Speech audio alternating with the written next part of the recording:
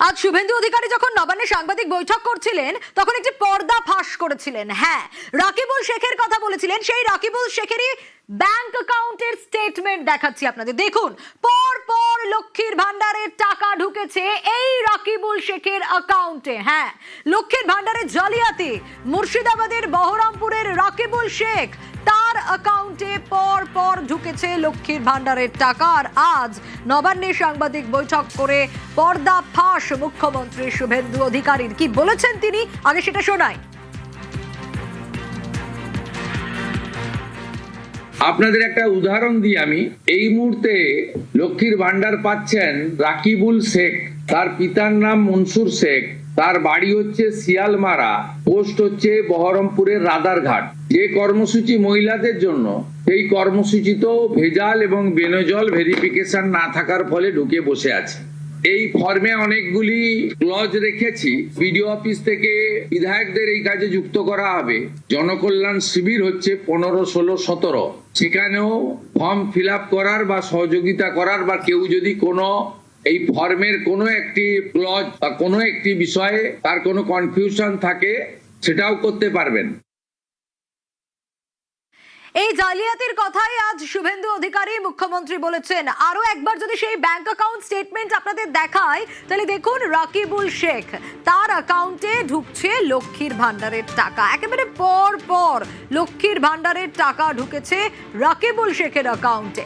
রাকিবুলের স্ত্রী লক্ষ্মীর ভান্ডারের টাকা পান এবং 2023 থেকে নাকি নিজের অ্যাকাউন্টেও লক্ষ্মীর ভান্ডারের টাকা নিতেন রাকিবুল। কি করে, কিভাবে এই জালিয়াতি? প্রণব রয়েছে আমার সঙ্গে। প্রণব, মহিলাদের প্রকল্প, আর সেখানে আজ পর্দা ফাঁস করেছেন মুখ্যমন্ত্রী শুভেন্দু অধিকারী, এবং যা স্টেটমেন্ট দেখা যাচ্ছে তাতে সত্যি পর পর লক্ষ্মীর ভান্ডারের টাকা তার অ্যাকাউন্টে ঢুকেছে। একদম তাই। দেখো, যে প্রকল্পের টাকা কেবলমাত্র মহিলাদের পাওয়ার কথা, সেখানে সেই টাকা পাচ্ছেন রাকিবুল শেখ নামে বহরমপুরের বাসিন্দা এবং তোমার রাধারঘাট এলাকার এবং হোটেল ব্যবসায়ী। তার বাড়ির অবস্থাও কিন্তু অবস্থা সম্পন্ন হয়, এবং শুধু তার না, তার স্ত্রীর নামেও কিন্তু একইভাবে ঢোকে। যদিও কেন সে টাকা নিত, সে কিন্তু তার দাবি যে কয়েকজন বন্ধু মিলে তাকে বলাই সে কিন্তু টাকা নিয়েছে। যদি এই ঘটনার পর প্রকাশ্যে আসার পরে, মুখ্যমন্ত্রী বলার পরেই তারপর প্রকাশ্যে আসে এবং তারপরে রীতিমতো চাঞ্চল্য ছড়িয়ে পড়ে। এরপরে কিন্তু বহরমপুর থানার পুলিশ তাকে গ্রেপ্তার করে নিয়ে আসে এবং বহরমপুরের যিনি বিডিও রয়েছেন তিনি এই রাকিবুল শেখের নামে কিন্তু অভিযোগ দায়ের করেছেন।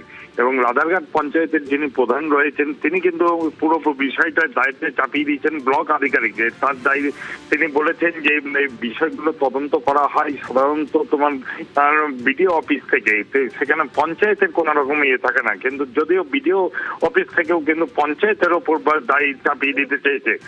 তবে পুরো ঘটনা তদন্ত করা হচ্ছে। মহকুমা শাসক যিনি, তার ওপর দায়িত্ব দিয়েছেন জেলা শাসক, এবং পুরো ঘটনায় আর কে জড়িত রয়েছে, এই ঘটনার সঙ্গে একটা বড় র্যাকেট জড়িয়ে রয়েছে বলে কিন্তু মনে করছে প্রশাসন। প্রণব, সঙ্গে থাকো। লক্ষ্মীর ভান্ডারের টাকা তো নিতেন, কিন্তু এবার দেখুন, এই যে দেখাচ্ছি রেস্তোরাঁ, এই রেস্তোরাঁও রাকিবুলেরই। হ্যাঁ, রাকিবুলের আবার রেস্টুরেন্টও রয়েছে। কিভাবে? প্রণব রয়েছে আমার সঙ্গে। প্রণব, একে তো এই জালিয়াতি করেছে, এবার সেই জায়গা থেকে দাঁড়িয়ে আবার এত বড় রেস্তোরাঁর মালিকও এই রাকিবুল। একদম তাই। বহরমপুরের যে বাইপাসের ধারে তার রীতিমতন যদিও পার্টনারশিপে কয়েকজন মিলে তৈরি করা, কিন্তু তার বাড়ির অবস্থা রীতিমতন তোমার ভালো বলা যেতে পারে।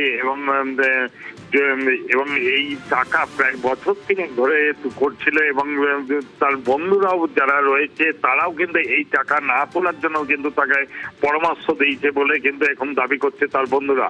কিন্তু তারপরেও কিন্তু যেহেতু টাকা ঢুকছে, সেই কারণে সে টাকা নিয়েছে বলে কিন্তু জানিয়েছে। তবে কি করে তার অ্যাকাউন্টে এই টাকা ঢুকলো এবং কিভাবে সে টাকা তার অ্যাকাউন্টে ঢুকলো, এর পেছনে একটা বড় চক্র রয়েছে বলে কিন্তু মনে করছে জেলা প্রশাসনের আধিকারিকরা।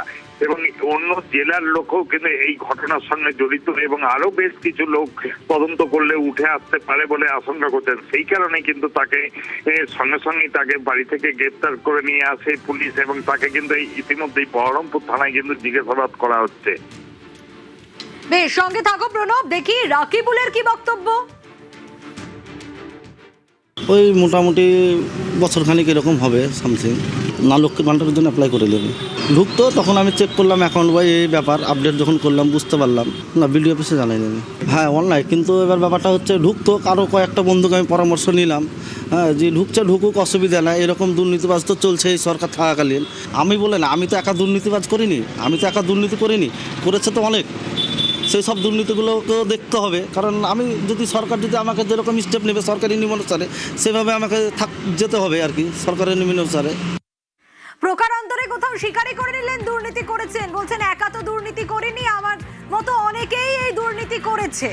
আমি একটু প্রণবের কাছে আসবো। প্রণব, বক্তব্য তো আমরা রাকিবুলের শুনলাম, কিন্তু এই পর্দাফাঁস হওয়ার পর কি ব্যবস্থা নেওয়া হলো?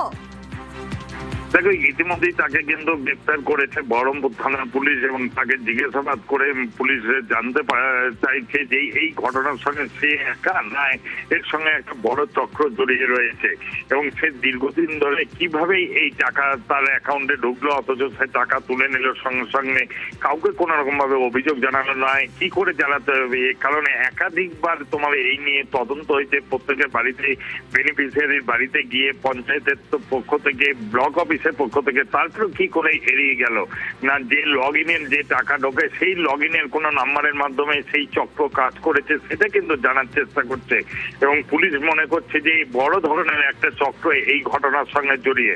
যদিও তোমার রাকিবুল,